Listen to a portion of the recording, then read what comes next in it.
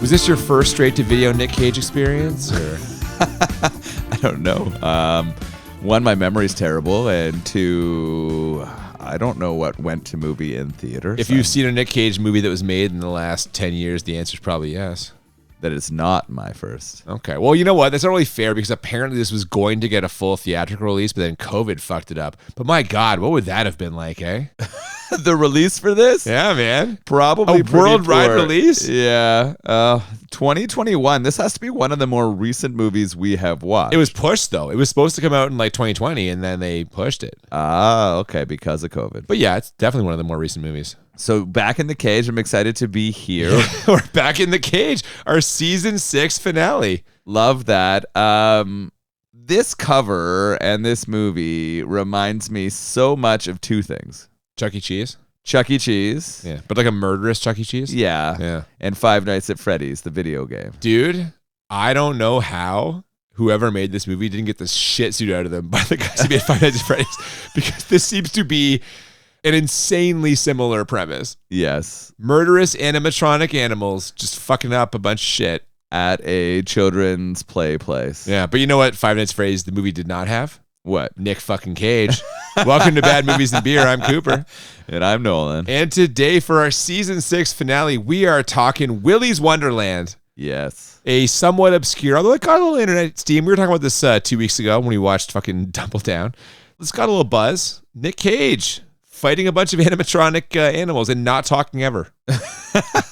Really strange choice. But interesting to me. I was wondering whether the fact that he has 0 lines in this was so that they had to pay him less. I suspect Nic Cage's contract is not subject to the whims of like how many lines someone has. Do you think he might have taken this role because it'd be the chance not to talk? Yeah, but that's what I mean. Like, do you think he was excited about this because he was like, I'll get to use my face more. Yeah, I don't have to speak. I don't have to memorize any lines. I just have to go out there and could be a fun challenge if you're an actor. Yeah, that could be something. I don't know. I mean, it's a fucking lunatic, so who knows? And listen, I love Nic Cage, but you watch one interview with that guy, and like, this guy is... He's either all the way there or not all there. Kind of like Neil Breen from last week. Fuck, man. Put those two in a room. I'd pay to watch that conversation. Oh, my God. Yeah. I would love to mediate a conversation between Oh, you know what we should do? Someone should make this. A Neil Breen biopic starring Nic Cage as Neil Breen. Holy shit. Do you like money? You want to print some money? Make that movie. That would be so good. Yeah, man. So we are going to talk about this and all the fucking insane shit that happens. But before that, as always, we have paired this movie up with a beer. But before that, we have some big news to announce. Special announcement? Speaking of beer, so as we kind of mentioned on our Instagram earlier, if you follow us on Instagram at the BMB Podcast, after our Congo episode, the fine folks at Aqua Nova Brewing, I say folks, it's really one fucking guy. Yeah. I mean, other people work there, but he's in charge. Reached out to us and they were like, hey, this was cool. You want to get together and have a little chat? And we did.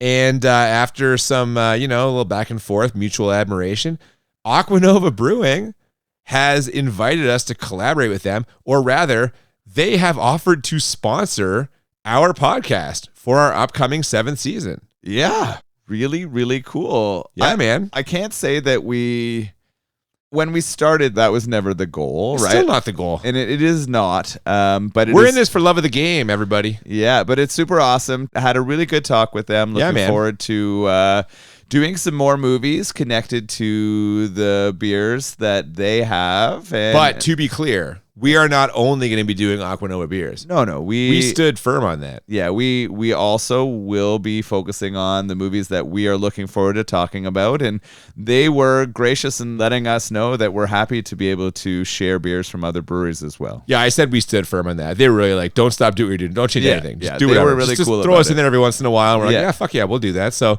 no, man, we're excited to see what the future holds with this. But we, cool to hear from them, and nice to know they like what we're doing and they're going to be a part of it. So fun way to sort of end our 6th season, having sort of figured out that that will be our are sort of what we're working towards next season. Yeah, man. Some optimism for the future is what you're saying? Yeah. Unlike the people in this movie? Oh, well.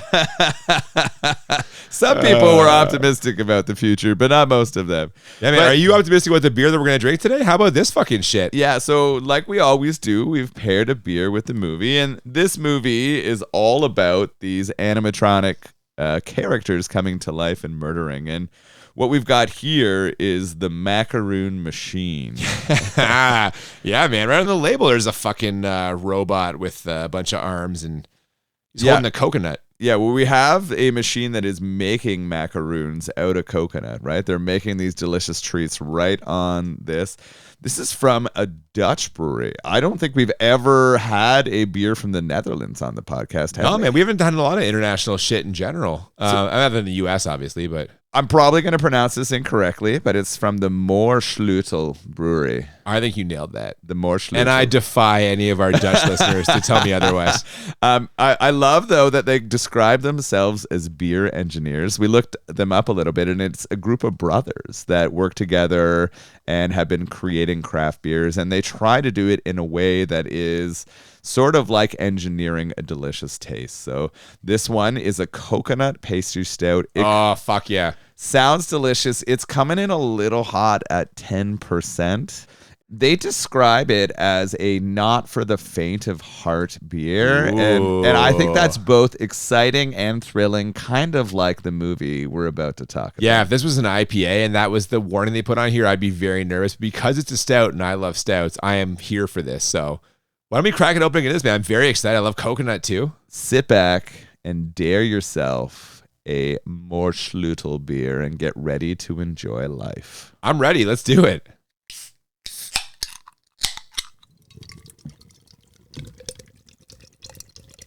So after literally 6 different production company logos, I wonder if that was the 5 Nights at Freddy's guys wouldn't know who to sue. We get blurry video footage of animatronic animals singing a birthday song and a shot of the movie's title on some lady's chest.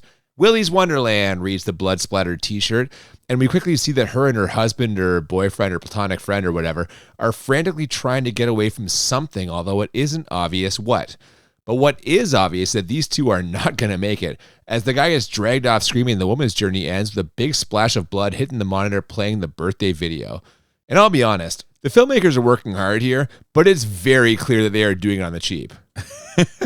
It definitely pulled me into the mood pretty quickly, and it definitely made me think about childhood. Like, it gave me straight Chuck E. Cheese vibes, thinking of these like animatronic characters singing about a birthday party, giving pizza, and just the fact that they had a fucking ball pit. I was like, well, that'll come into play later. That was my favorite thing at Chuck E. Cheese. That's everyone's favorite thing growing up was hitting that ball pit. Who does not love the ball pit? Oh, so this brought me back. This seemed fun.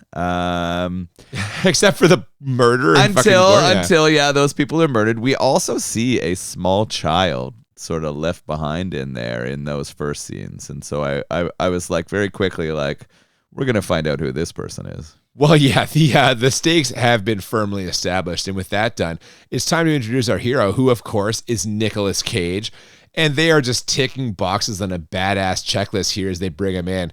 Cool car? Check. Leather jacket and sunglasses? Check. Aggressively speeding down a country road? Check. And after blowing a tire on some police issue spike strips, we immediately check off 2 more boxes.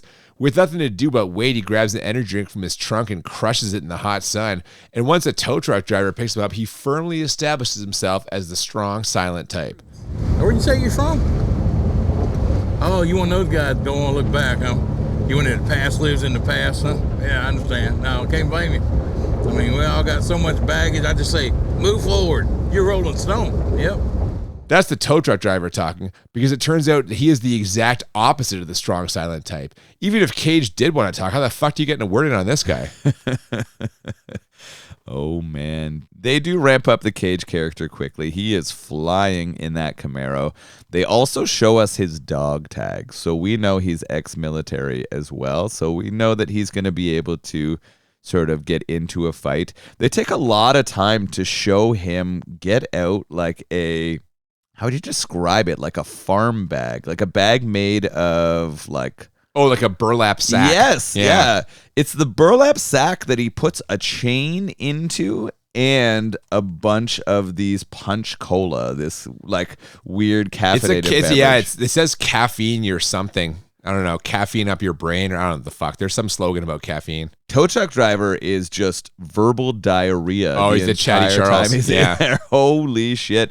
It seems like he's trying to sell Nic Cage on something, and Nick is not really buying, but I'm not sure if he's going to have a choice. Yeah, man, the tow truck driver's penchant for conversation continues in our next scene as he spots the town sheriff arresting a teenage girl and pulls over to regale them with the story of Nic Cage's tire. The sheriff doesn't have time for this shit. She's too busy trying to deal with this girl who, when we first meet her, is attempting to blow up a seemingly abandoned building. And also maybe her adopted daughter? There's some weird dynamic at play here, as rather than take the girl to jail, the sheriff takes her back to a trailer and after telling her she's basically grounded for the night, chains her to a pipe so she can't sneak out. How the hell am I supposed to eat? How am I supposed to take a piss? There are chips on the coffee table and a bucket on the floor. Try not to make a mess. You're a bitch! Oh, I love you too. That sounds like mom to me, man. I'm sure I had that conversation in high school. No, not you? Did she ever handcuff you to a radiator? You know, if she had handcuffs, I bet she would have. But no. I really wanted to comment, but I didn't. Okay. What you didn't mention is we do get a really weird stare between Nic Oh my Cage God. He and, stares at her for so long. and the Liv character here that made me really uncomfortable. That's the girl's name, Yeah, Liv. Liv is the female character's name. She is clearly related to the sheriff in some way because she doesn't get taken to jail for trying to burn down this building. She just gets locked up in the family trailer. Nick, though, on the other hand, is basically going to be put in jail here because he heads off with the tow truck driver who is also the town mechanic. It's a small town, so he tells him it's going to cost him $1,000 to fix all these tires. And unfortunately for Nick, there is no credit and no internet in this town. Well, yeah, that's what he finds out after the tow truck driver takes Nic Cage back to his garage. Yes, it will be about $1,000 all in, and he only takes cash up front. And as you mentioned, yes, none of the ATMs in town work because there's no internet there. So the tow truck driver, who it seems pretty clear knows exactly what he's doing, asks Cage if he's willing to work it off. And after an intense stare down, during which Nic Cage is probably wondering if he's going to blow this guy or not, he agrees with a silent nod. Come on, man. If some mechanic was like, you willing to work this off? Wow. What would you think? I did not go there, but that is not something that I shouldn't have thought. Yeah, Exactly. I am just too naive in this world. So he nods that he is willing to put in the work, and then we're going to find out what that work entails shortly. Yeah, man, the tow truck driver knows exactly who to call to hook Nic Cage up with a job that'll pay him enough money to pay for this tire. Fellow by the name of Tex McAdoo, who just so happens to own the building that teenage girl was trying to blow up earlier. That building, of course, is Willy's Wonderland, a once prominent kids' amusement center, like Chuck E. Cheese, that he's planning on reopening after a lengthy closure. Now, it seems like there may be some resistance to that idea, though, as in addition to the girl who tried to destroy it earlier, we see that the building is covered in all kinds of graffiti referring to kids being murdered and or this place being the literal gateway to hell. So that's not great, but Nic Cage really needs that tire, so... Holy shit. So many zooms are happening in the cinematography at this point, and it just gets worse as Nick enters the building and he starts getting an explanation about what this place is. Yeah, man, after being shown around by Tex, who I should mention is absolutely charming. Like, I love a Southern gentleman, and he is Southern as fuck. Real or fake mustache on this guy? Real. It's real, dude. That is a natural, like... Tex McAdoo is all natural. Tex McAdoo. Yeah. All natural. Yeah, he has quite the taco tickler for sure. No, Nic Cage is welcome to the staff with a free t-shirt and instructions to help himself to whatever he can find in the kitchen. And take breaks because it's important to pace yourself. That advice will come in handy later, as after locking Nic Cage in for the night, that's not weird at all. Tex basically tells the tow truck driver and us that Cage is in for a long night. All right, let's get the hell out of here. I can't stand to hear a grown man scream. They teasing this out enough for you or what? Yeah, we know what's happening here. We know this place is a murder factory. And all the townsfolk are in on it? Yeah. Yeah. I'm actually enjoying the character acting so far. Oh God, me too. Pretty good.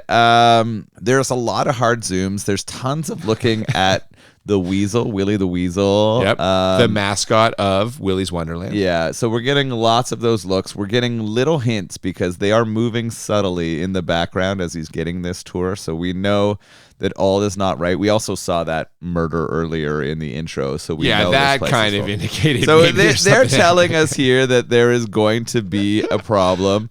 Nick's in there with all these murdering animatronics, and what I'm curious about, and maybe we'll talk more about this later, is he silent in doing this because he wants to be here? Is this a plan of his in some way? You know what? I had this thought too, because at a certain point, left to my own devices, I just started reading stuff into this movie that maybe wasn't there. And there's a big one later on that may not be a thing, but the thought did occur to me. So I don't know, man. That's a good question. They leave a lot kind of unanswered in They this, I do. feel. He seems very comfortable here. He feels like he's unfazed by all of this. all of this. This all feels like something that he was expecting. A lot of it would have phased me dramatically. And I'll mention that later too. But yeah, he seems really just kind of, he's a chill guy. He's ready to do this, right? Yeah. And so he's going to get to work. He starts cleaning. He does. And he might be locked in for the night, but that teenage girl's getting sprung as her friends show up at the trailer to break her out. Turns out they're also interested in destroying Willy's Wonderland, so her plan to blow it up is back on. And if they hurry, they might even be able to save Nic Cage's character, who the girl earlier spotted in the tow truck and correctly assumes has been tricked into entering the abandoned amusement center. Now, she's not the only one correctly assuming things, because as soon as I saw her friends, I was like, these kids are going to be terrible actors. And yeah, man, they're real bad. Yeah, we go from those excellent like adult character actors into some pretty bad teen acting. We're also getting a lot of stereotypes quickly here, right? You're describing every teenage fucking role in a horror movie ever. Yeah. Come on. I know. We've got kind of the like Lovelorn promiscuous- emo kid. Yes, Yeah. there's the whore. You can just say it. We got a I said that was lovelorn too much emo joy. kid. I'm going to walk that back. We've got a nerdy geek kid, right? Like they're all coming out here. We've got the like athlete with the promiscuous girl. Yeah, he's Yeah. black. Yeah. But so's the nerd. Yeah. Yeah, they put a blurred out there. Yeah. Black nerd, bro. Okay. You know what a blurred is? No, I've never heard that term. Well, you've heard it now. Well, they are describing Nicolas Cage's bait. They know he's in there to be killed, and they want to get him out of there, as well as they want to destroy this Willy's Wonderland. Yeah, man, and it does not take long for things to go sideways at Willy's. As shortly after taking his first break, Nic Cage encounters a giant animatronic ostrich. He gets weird vibes from it and pokes it a couple times with his mop, which causes it to come to life and tell him, I'm gonna feast on your face! that seems like a terrible thing to program a children's robot to say. Anyway, Cage fends this thing off with a mop and eventually smashes it to bits before smashing another energy drink and then inexplicably continuing to clean the place. I've never been in this situation before, but how many murderous animatronic animals do you have to encounter before you decide to, I don't know, leave? Because for me, the answer is one. One is enough. Yeah. So a lot happens in here. There's a bit of a gear up montage as he gets ready to clean. We'll get into one of those later. Yeah, and I love it. I'm having a Sure. good time with that. We have been really low of montages lately on the podcast in general. So, you know, I'm enjoying that part of it. They make a lot of effort to show him fill the fridge with his punch soda and him to start cleaning. You keep calling it this thing. soda, but it is clearly an energy drink. It says It is soda a on heavily the can. caffeinated energy drink. This is just like the caffeinated sodas that we had growing up. No, it's Buzz not Cola. that. This is Buzz Cola right here. Oh, was Buzz Cola real? Yes. Was that from a TV show? You think No. of Jolt Cola? Maybe. I'm not Or is positive. Jolt Cola not real? Yeah, I don't Have know. crossed Now this we've stuff? tossed it up. All I right. don't know. But Chug bet? No, I'm just kidding. The thing that I love here is he's cleaning. He takes his break. When he chugs, each break is followed with a chug and a crush of one of these like energy drink sodas. And eventually pinball. And this is where he finds the pinball machine. He starts cleaning it off in his very first break. It's interesting to me because each time they went back here in the movie, it's kind of setting a pace or a strange interlude. And we'll talk more about why that happens later, I think. But I think it's really interesting. This fight against the ostrich is pretty fun. He kicks the shit out of it. And we get kind of what I would describe as oil porn. Machine oil, not like baby oil. No, because a mutual friend of ours Yeah. would refer to oil porn as something completely different. Which friend? I'm not going to say who it is without leaving their name. Yeah, no, we're not getting Diddy-ish here. This is definitely a like machine oil everywhere. He rips out the sort of spine of the animatronic ostrich to finish it off, and he puts it back up there. Predator 2 style. Yeah, I asked the exact same question in my notes, though, is why doesn't he try to leave here? One is enough. Keep cleaning. Well, the question, it's answered here because he does try. He tries to open the door. No. That's Yeah. not really true. Yes. Is that true? He tries to leave here. He takes the bag of ostrich body garbage and he tries to go out the front door. And what does he notice? Ostrich body garbage. That is fucking locked. It's chained. Yeah, he can't get himself out of here. No, So he can't. I'm not sure that he intended to actually leave. I think he was just going to throw the fucking ostrich body in the garbage. And then go back in and clean. He was going to go back Well, the and fact clean. that he cleaned afterwards was certainly seemed to indicate that. He is fulfilling his role. He may right? be, but it will not take long for things to escalate here. As after a quick scene where some police guy asks the sheriff why she's bringing in extra deputies to enforce a local curfew, we get a sped up sequence of Nic Cage cleaning a bathroom before the sound of more animatronics waking up to sing the Willy's Wonderland birthday song catches his attention. He pulls the plug, which seems to shut them off, but a strange noise brings him back into the bathroom where he finds the words, "It's your birthday," scrawled in the mirror in blood. And I'll admit it, I laughed because this is just so fucking silly. There was a lot in here that I found funny. When the extra deputy gets called into the police department, did you notice that he describes having just had a child and his wife being like pregnant again? Oh, yeah. They And are how grateful he immediately- is for the extra work. I don't know why you're doing this, Sheriff, but I'm so happy for the extra work. Immediately setting him up to die, right? We're getting that. So I laughed a lot at that. We knew that he wasn't going to make it out of this movie. Yeah, he might as well have said he was 2 days away from retirement. Yeah, 'Cause that's- exactly. That is exactly how I felt about it. When he shuts off the music and he heads back to that washroom, I did really enjoy this. We get a lot of like haunted sounds, and then he gets into this hilarious fight with the fucking animatronic gorilla. It's hiding in one of the stalls. And Yeah. he kicks the doors in first and finds nothing in the first two, but the third one has the gorilla. And they get in a nice little back and forth before Nic Cage slams it off the wall and smashes it to pieces. And I hadn't noticed him bagging up the ostrich earlier, but I noticed him bagging up the gorilla, which I thought was a nice touch. Because, yeah, if you're going to clean this place up, man, go all the way with it. Come on. What did he use to defeat the fucking gorilla? I honestly don't remember. He heads back into a stall and comes out and plungers it in the face. Oh, there we go. The fucking toilet plunger to the gorilla's face, and it made the suction sound, the sound effects. And Okay, they do it I multiple wonder- yeah. times. Yeah, and yeah, I was like, yeah. I was shitting myself laughing so hard at the plunger sound. I was like, you're fucking kidding me. Oh, man, why not steer into this? Oh, they steered so hard. He does kind of curb stomp the gorilla's face into the urinal, like this, like really graphic stomping, and again, more oil porn. You got to stop saying oil porn. That means something different than what you think it means. I promise you. There is oil all over Nicolas Cage. He's gonna need shirt number 3. He is, but luckily there's a whole box full of shirts. They can't get enough shirts for the number of people that are killing this place. But no, it's break time now as we see the Teenage Arson Academy arrive outside Willy's and start pouring gas everywhere while Cage crushes another energy drink and plays some pinball. Actually, that's not true. They're supposed to be pouring gas everywhere, but it turns out they're almost as bad at that as they are at acting, as proven by this exchange. Hey, Chris. What? Can you pour gas literally anywhere else? I'm sorry, you pour like crap, Aaron. You're pouring gas on top of my gas. Let me go over here and I'll just paint the bush. Thank you.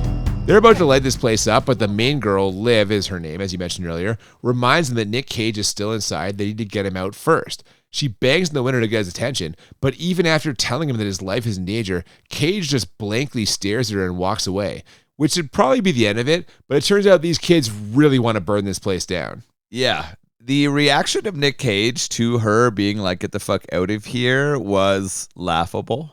Right? He just ignores her and then walks away and then goes back to cleaning. The teens want to just light it up with him in there. Yeah. Kind of in the spirit of the whole town, I guess, actually, right? Yeah, so I'm gonna fuck it, we gave him a chance. Let's burn it down. But Liv is not willing to let that happen, so she's going to sneak in to try to get him out of there. She tells the rest of the crew to stay outside Is this going to go well for her or her friends, or how is this going to play out here? Of course, it is not going to go well, man.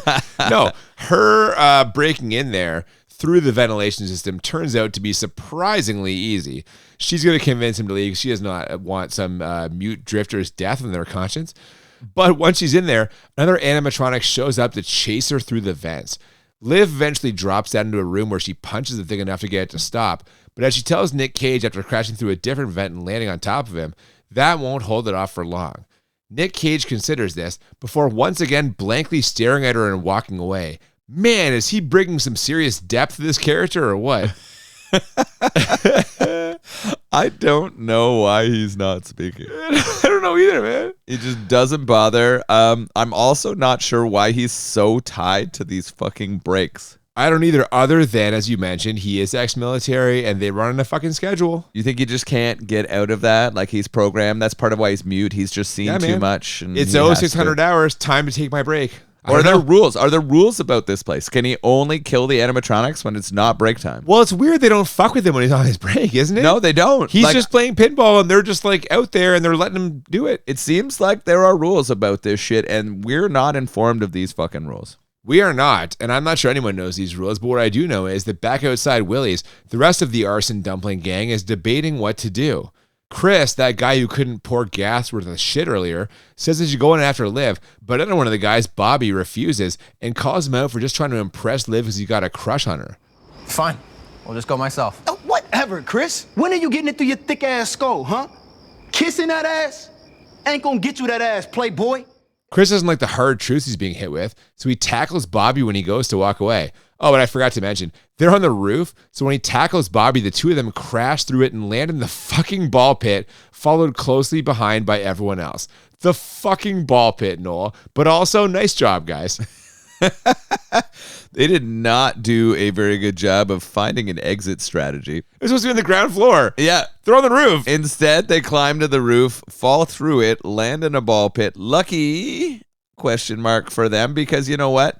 They don't die to fall damage, but what they may die to later is some animatronic violence. We're going to find out. We know that they're all probably mostly dead because they're here for gore. Nameless, faceless teenagers. Exactly. Yeah. We do have Liv having a scene where she's struggling in the fairy forest of one of the animatronic characters, Siren Sarah. Yeah. Oh my God, you got the animatronic characters' names? Oh yeah, I got them It's all. like a running joke at this point. I don't know anyone's names. You have all the names. This is like the subplot of our sixth There's season fucking here. posters with their names on it. Nic Cage spends like 8 minutes of this movie cleaning their name posters off. I got right. them all written down here. Liv stabs her though with a knife and gets to get away from her for a little bit. That's the one from earlier that she tells Cage is going to be back. Yeah. After she hears the people falling through the roof, though, she does go investigate and finds all of her friends now playing in the ball pit. Yeah, I mean, the best place to be in Chuck E. Cheese, but It is, but when Liv finds them, she is naturally like, what the fuck, guys? And the way where teens need a minute to reorient themselves, which they do, albeit in very different ways. One guy who might be the brains of this operation, and that's not saying much, realizes that Nic Cage has managed to kill two of the demonic animatronics and is suitably impressed. He'll join Liv in a moment along with Chris and the other guy in the group to tell Cage and us exactly how Willy's Wonderland got its blood-soaked reputation. Meanwhile, that Bobby guy and his girlfriend see a sign pointing to a super happy fun room and decide to go have some super happy fun. Wasn't this dude completely terrified about being in here like 3 minutes ago and Edge ready to just go off and bone in some fucking murder room? yeah, I mean, you're right. He was not happy about entering this place, but if his girlfriend is willing to bone down with him, he is not willing to turn that down in any way. We're gonna see. We're gonna see in a little bit that whether you or I would be willing to make that same decision. Maybe we'll answer that. We might answer that. I don't know. Yeah. But when we get to that scene shortly, she has fears about things that are happening in the room, and he tells her repeatedly to keep relax, going. baby. Yeah. Oh yeah. So as soon as sex is involved, he's not really feeling danger. You know what? What a way to go. We'll see how you and I feel about this in a minute. Yeah. Now, I mentioned Liv telling Cage the history of Willy's Wonderland a minute ago. Well, what a local legend this is. Apparently, one of history's most sadistic serial killers got the idea to open this place up as a way to lure in potential victims, which he did after first staffing it with like-minded sickos. Once they set their sights on a target, they'd invite them and their family into a separate room for a special celebration that, unbeknownst to the family, would end with the main mascot, Willy Weasel himself, showing up to slaughter them all. Oh, hey, in that room where the special celebration would take place, it's the Super Happy Fun Room. So, bad news for Bobby, huh? Absolutely. That is terrible. This story is a little far-fetched, but you know what takes it just a little? Just a little bit beyond that line?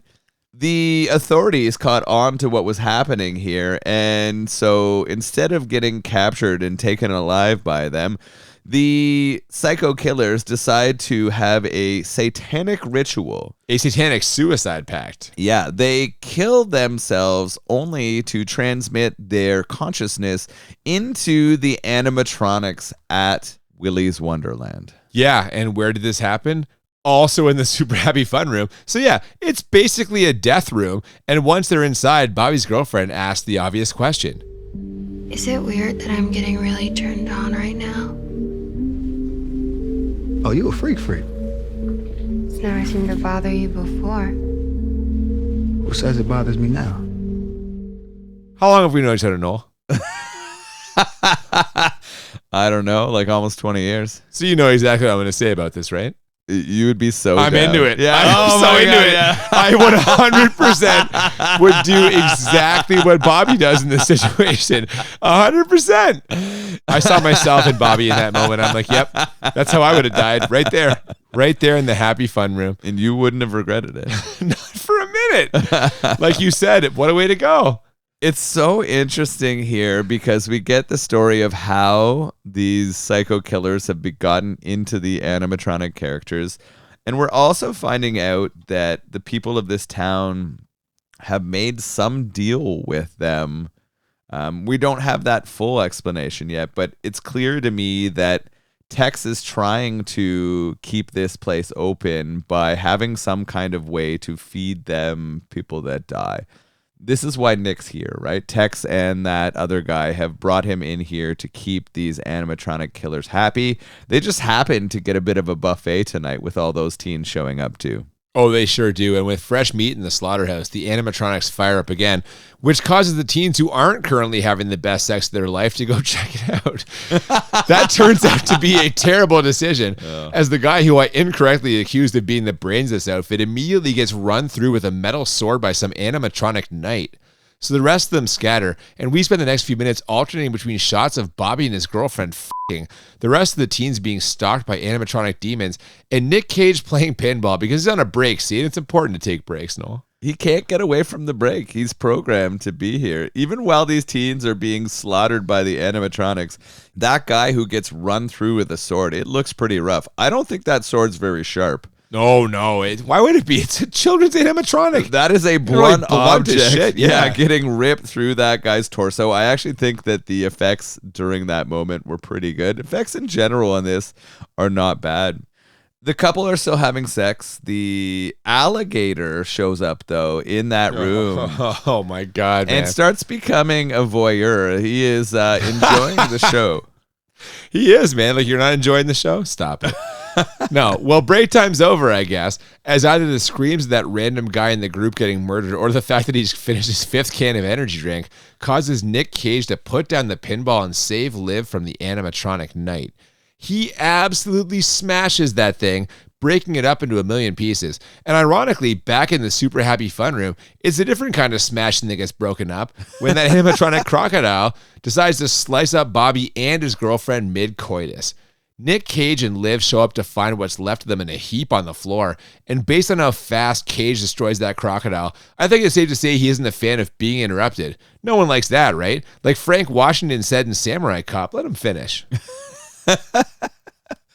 Oh, yes, that alligator or getting in the way is an issue. Nic Cage really asserts his manliness and dominance through this section. Him kicking the door down of the special party room and then him overpowering the jaws of the gator character and then ripping out its fucking heart from inside its mouth is one of the manliest things that I have ever seen in my life. Cage is the man, no doubt. covered in oil, of course, as the oil porn God continues. damn it. You need to stop saying that. Jesus Christ. So at least he saved Liv. They're not in time to save the two having sex in the other room. Our nerdy dude is also in trouble, and he's dead. He is dead. Oh, he ate it already. His didn't he? screams are what alerted Nic Cage. That's right. So we only have Chris. That's the emo guy who kind of wants Liv. He runs to the arcade and, unfortunately for him, is being trapped by the chameleon animatronic character. Was it a chameleon? I thought it was a frog. Chameleon. Okay. It changes Well, color. either way, speaking of getting interrupted, we get interruption in the action now as the sheriff gives us some more backstory here, explaining why Tex McAdoo never demolished Willy's Wonderland like he was originally going to. See, when the serial killer and his followers conducted that satanic suicide ritual, their souls went into the animatronic animals, which we already surmised. And without customers to feast on, the animals broke out and began killing people around town, starting with the guy who was supposed to bulldoze Willy's in the first place. So the townsfolk made a deal with the robots: leave us alone and we'll provide you with a steady supply of bodies in the form of drifters and other assorted passerby. She tells this story while she and that deputy from earlier are on their way to Willy's, having been called by Chris, who we're about to find out is also not the brains of this operation. No. Nic Cage is single-handedly punching, kicking, and tearing apart some machine animatronic characters with shit you can find around the house. Yeah, they're surprisingly not hard to kill. Not for Nick. No. If you had a whole town of people go and fucking tear this fucking place down, just don't publicize your plans for demolishing it so they can come murder you in their sleep. Yeah, that's like a great point by you. I was just so confused why the town decided to allow these creatures to murder random people. Let's become accomplices in the murder of all kinds of innocent random people so they don't kill us, rather than just showing up and tearing these fucking animatronics apart. Well, they're scared, Noel, and no one exemplifies that more than Chris, who, back when the animatronics woke up, decided to take the hiding approach, which allowed him to call the sheriff, like we just said, and last longer than pretty much all of his friends. But eventually, another animatronic finds him and, perhaps noticing the sensitive good guy image Chris is projecting, tells him a sad story about how the kids would make fun of it for its ugly lizard face. I'm one of the good robots, it says, and I can show you what's on the other side if you can help me out. Now, only an idiot would believe this story, and when Liv arrives, she instantly sniffs it out. But that's not going to help Chris, who's right in the middle of telling her that everything's going to be okay when he gets his neck snapped by that chameleon's extremely long tongue. Boy, did that animatronic thing have his number or what? What a fucking gullible douchebag. Played him like a fucking fiddle. Yeah, that was a little bit disappointing. I mean, I'm not expecting a lot from these teens. At least the one guy went down banging. Like, this guy never got to touch a vagina and he gets killed by a fucking animatronic chameleon. No, man, he wanted Liv the whole time and didn't even get close. No, maybe he smelled her hair once, but that's it. Liv's in trouble here. And you know what's interesting to me? Nic Cage's watch goes off and it's break time, so he can't do anything about it. He hands her pocket knife that he took off her earlier and heads to go chug another punch and play pinball while Liv fights for her life against this chameleon. Well, listen, man, the training wheel's got to come off sometime, right? Like, no, for real. How's this girl going to learn to defend herself if she doesn't have to fucking defend herself? He takes the knife off of her as she goes to destroy the machines in the main room earlier in the movie. He doesn't let her do it. He picks her up and drags her away. Like, are there rules about when these things can die so that their souls leave and go to hell or wherever the hell they go once they leave these machines?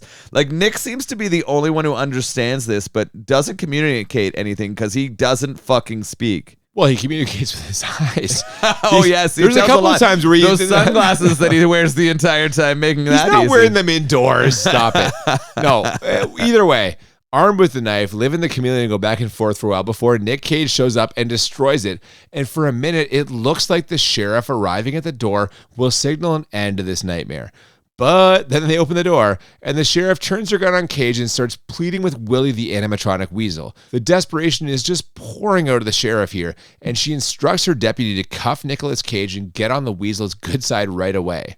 Only Liv, who has clearly always been the brains of the teenage arson squad, seems to realize that this is their one chance to get rid of the murderous robots once and for all. You don't understand. You locked the wrong guy up in here. He's not trapped in here with them. They're trapped in here with him. Not for much longer. Forget about the group of teenagers. I'm starting to think Liv might be the brains of this whole town. She definitely is. She knows what's going on. She's unwilling to go along with the plan that her quote-unquote mother has devised, and she wants to see an end to this. Unfortunately for her, her mother sends her away in the cop car with that other deputy guy, and the sheriff is going to leave Nic Cage handcuffed and alone in this building. Well, he's not handcuffed. That's the good news. The bad news is his hands are tied behind his back. He's been cornered by 2 possessed animatronics, and he's about to have to fight them to the tune of head, shoulders, knees, and toes. Fueled only by righteous vengeance and an entire case of energy drinks, he gets one on the ground and snaps his neck with his thighs, then breaks the rope around his hands and pummels the other one into dust. And having once again escaped near certain death, how does he celebrate? The only way he knows how, Noel, with more cleaning, another energy drink, and a pinball dance number. What in the name of all that's good and holy is happening right now? Oh, man. The Sarah Siren character tells him that she's looking forward to their threesome. Ready for a threesome, cowboy? Yeah, as the chameleon and her and Nic Cage are about to face off. That, cracking Sarah Siren's head with his thighs is pretty hilarious. And then he defeats that chameleon not too bad. I love the fucking dance number here. With the pinball machine? Oh, my God. It's out of nowhere. This is my favorite moment in the movie. This, to me, is the unhinged Nic Cage that I most look forward to in any movie. That moment where he gets to let loose and just feel himself. It's the moment where you believe he has thrown the script out the window and is just doing shit. And he's like, maybe they put this in the movie, maybe they don't. But I'm just trying stuff. I loved it. It's the magic of Nic Cage right there. I loved it. He doesn't have any lines in this entire movie, yet I still know this is the true Nic Cage as he is celebrating his pinball victory. He has killed most of the animatronic creatures and only has a couple left here to finish his mission. His body's talking to you. Oh, God. Through the power of dance. All of this insanity was happening. Liv was being escorted back to the trailer by that deputy, and she is pleading with him to turn the car around and go help Nic Cage. She tries everything she can think of to convince him, even calling him a murderer, which he categorically denies. But you know who absolutely is a murderer? That Latino turtle animatronic that's secretly stowed away in the police car, and it pulls the deputy out and slaughters him.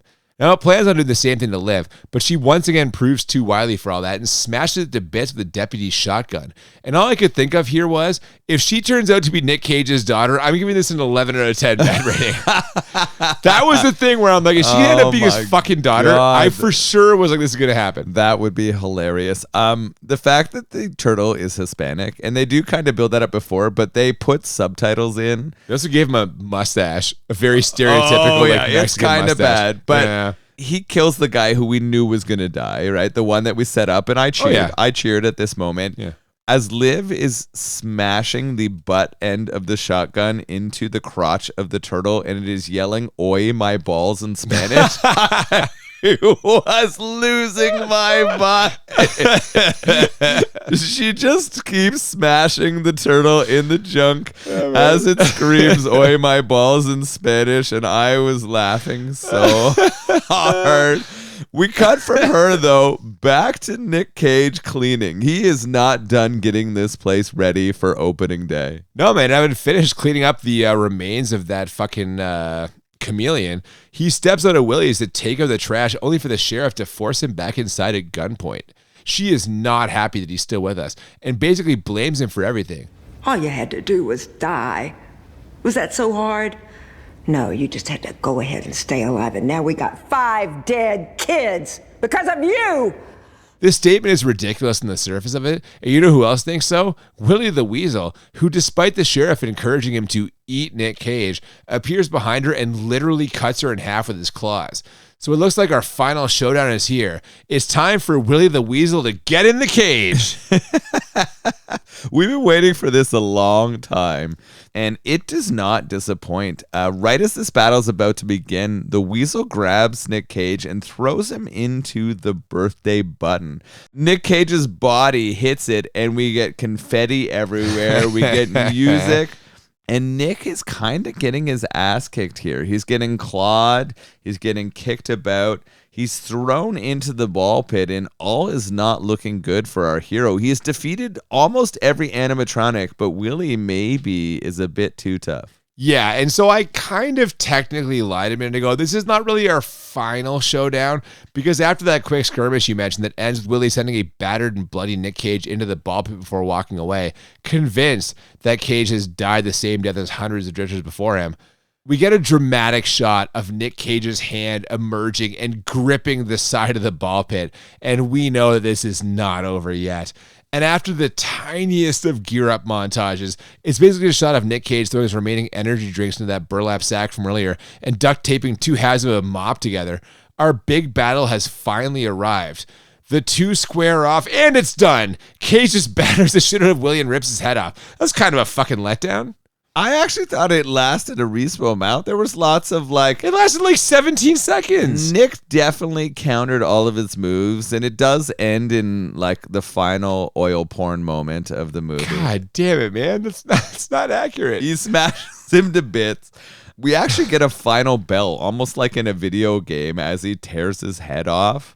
I did laugh a lot. We get the oil splatter onto the Willy's Wonderland sign in the background, and a nice juxtaposition of the blood we got earlier. Yeah, it was that lady. very much a callback, and I really, really enjoyed that aspect of it.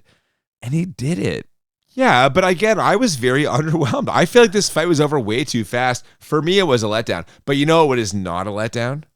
The postscript that we get to all of this. Because as morning breaks, that tow truck driver rips Nic Cage's car into the parking lot, doing all kinds of slide turns and donuts and whatnot before tossing Tex McAdoo the keys. Tex wants to take a look inside, and when he does, he is shocked to see the place is practically spotless.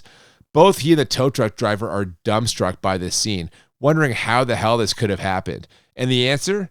Nic fucking Cage, who throws on his leather jacket, confidently strides out, and takes his keys back from Tex as Freebird soars in the background.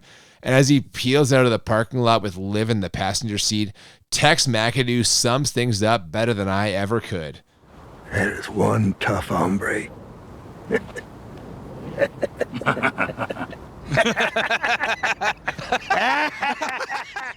And listen, I know he's spent years, if not decades, luring innocent people to their grisly deaths inside of a possessed amusement center, but god damn it, I like Tex McAdoo. I'm a Tex McAdoo fan. I mean, it's charming as shit. Come on. Oh, I am not surprised that you enjoy him. I also am not surprised about the feelings I'm having of joy as this montage of Nic Cage walking out of that place to Freebird. The fact that Liv shows up in the parking lot and steps into his car without conversation is a little bit weird to me.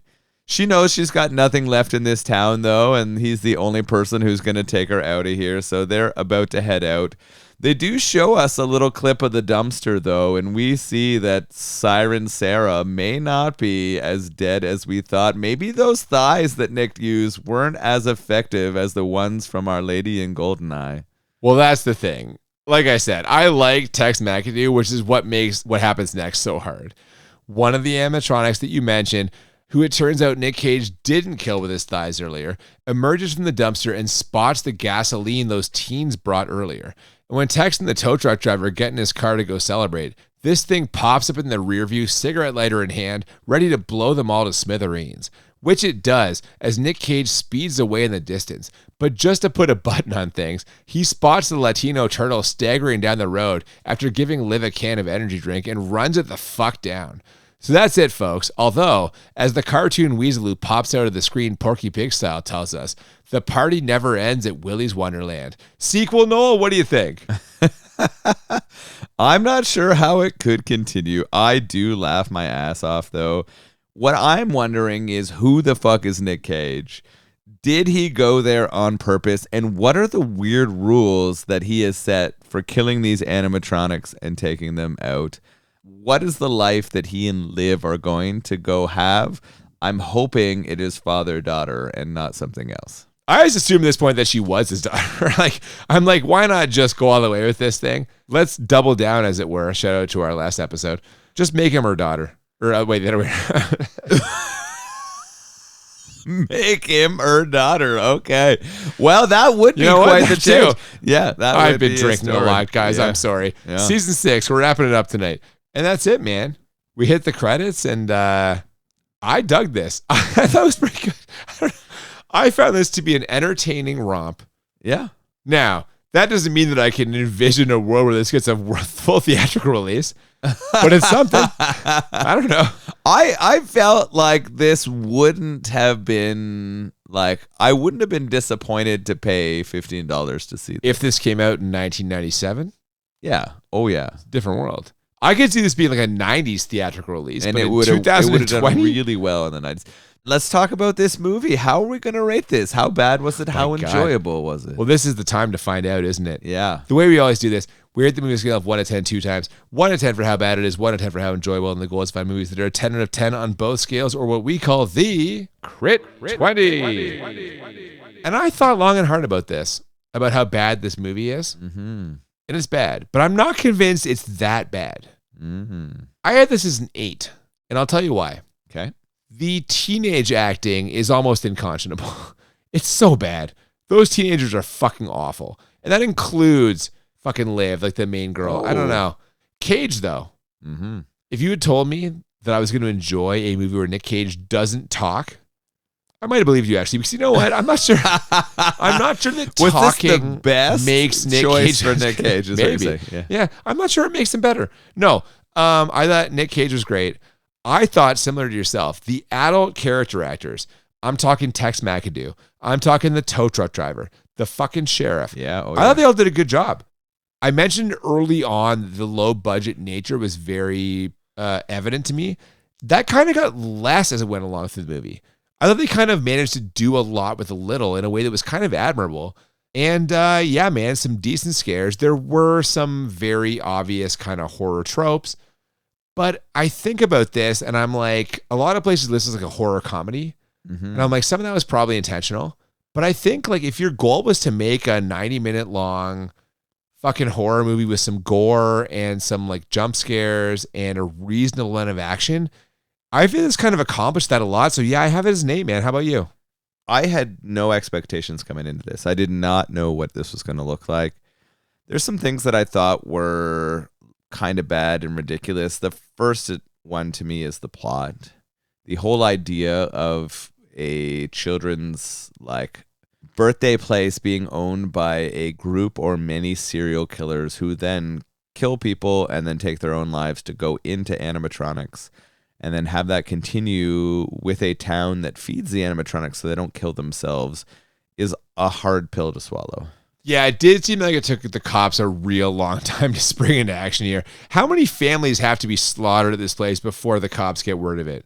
Well, and even once the cops knew and then decided to feed into it was also a big jump for me. So that part, I know that it has to happen for this to be a movie. That part was a little bit challenging for me. Some of the acting, like you said, particularly the teens, was not as strong, but I thought overall the acting did what it needed to, and I loved the older character actors and Nic Cage's performance here. I really didn't think there was a ton bad with this. I honestly am lower than you in my bad rating. Ooh. I only had this as a 6 bad. Wow, okay. I didn't think it was that bad. Interesting. Without the plot being nonsense, like just so a step too far for me, this is not a bad movie. It hit all of the beats that I needed in a thriller horror movie. I thought the comedy aspects were really fun and funny. The plunger sound effects as he was fighting the gorilla and just the absolute over-the-top fights for him. The allowing Nic Cage to go off when he's playing pinball. I thought the shots and cinematography were fun. I thought the fight scenes were all quite good. Sorry, are we in your enjoyment rating right now? Is that what's happening there now? Okay, yeah. I'm transitioning from my bad to my enjoyment, and I'm talking about the things I really liked about this, strangely liked the Hispanic turtle character and the silly things that happened to him. Tito, I believe his name was. This is stuff that I probably should have a problem with, but the fact that it was animatronic made it seem okay, and I don't know if that's weird. Right. I'm not That's sure. just something about you is what that says. Yeah, I know. I had this as a 9 enjoyable. I am ending my season on the sex number. And that's not intentional. Come on, but man. it just happened that we're trying to retain an audience for next season. This is a Jesus 6 Christ. bad, a 9 enjoyable All from right. me. We went with the good stuff. Well, I'll What tell do you you right say? now. Yeah, I have it as a 9 enjoyable as well. This is a good time, man. No, listen, I thought this was a lot of fun. Regardless of how you feel about the plot or the effects. And some of the CG was not great. I should have mentioned that, but I didn't. But it was not, I kind of factor that into my bad rating. Like the CG in general, not terrific in places. Overall, not terrible. Love the character actors. The teenage actors really would drag this down for me. They were a problem. But seeing Cage, even in a silent role, trying to do all the emoting with his face and his body language, I thought it was amusing to me. I thought it was cool. Every time he had to fight an animatronic, it was pretty amazing. It was, except I feel like they were almost too easy to kill. And that dinged it for me as well a little bit because the climactic fight scene ends up being very short. I did not expect as much postscript, but what saved it for me was how enjoyable that postscript was. Yeah. That was good shit, man. So yeah, I enjoyed the same stuff you enjoyed. I enjoyed Cage being able to kind of have a little free reign. I enjoyed the pace of this and kind of the fun nature of it. I loved watching this. I would happily watch this again, and I probably will. And what a great way to end our 6th season, I feel. I can't believe we're done 6 seasons already. Really looking forward to what season 7's going to bring. Looking forward to this collaboration. With Aquanova? Yeah, with Aquanova. Yeah, that's going to be really fun. Excited to get started. Before we get started with Aquanova, how'd you feel about this beer? Oh. Let's talk about Moersleutel. Yeah. I was really worried going in. I have a difficult time with sweet stouts in terms of finishing a full one. When you see pastry stout, you tense up a little bit. I do. Yeah. I get a little bit, I clench. I clench. Yeah. I finished it no problem. I really, really liked it. The first sip was almost too sweet for me, but then as I went on, it definitely settled into a more rich coffee flavored bite that was smoothed out with the coconut sweetness. Not the overwhelming sweetness of some pastry stouts that I've had lately. So I really, really enjoyed that. I would love to try more beers from this place. The beer engineers are doing good things here. Yeah, I agree with you in terms of the sweetness. It really kind of leveled out the more of it that I drank. My first sip was also very sweet, although once I cracked this thing and smelled that coconut, I was all in. The coconut is there, dude. Oh, yeah. And I love coconut in stouts. I'm a big fan of it. I would not necessarily have believed this was 10% up front. Doesn't taste that alcohol. No, although I'm very drunk, so that part checks. But yeah. Yeah, we're in a problematic place at this point, but otherwise it's been really, really fun. Yeah, man. No, I really enjoyed this. I don't know how we managed to get this here, this Dutch brewery showing up all of a sudden in our LCBOs in Ontario. But I hope there's more stuff coming because, yeah, I'm very interested to try more. Whoever was in acquisitions at that LCBO did a really good job here. I love getting access to that kind of stuff, and hopefully they can bring more stuff over to us. More Moersleutel. Shout out to the Dutch. Yeah, Moersleutel. Nice job, Holland. Yeah. Or wait, is Holland the Dutch? Yes. What's the Netherlands? Same. Well, listen, I don't get it, but either way, this beer was good stuff. So a fine choice to end our 6th season. Yes. We're going to have some bonus episodes and a bonus episode. We're going to have something coming your way this summer as we get ready for our sensational 7th season, brought to you by the folks at Aquanova Brewing. Yes.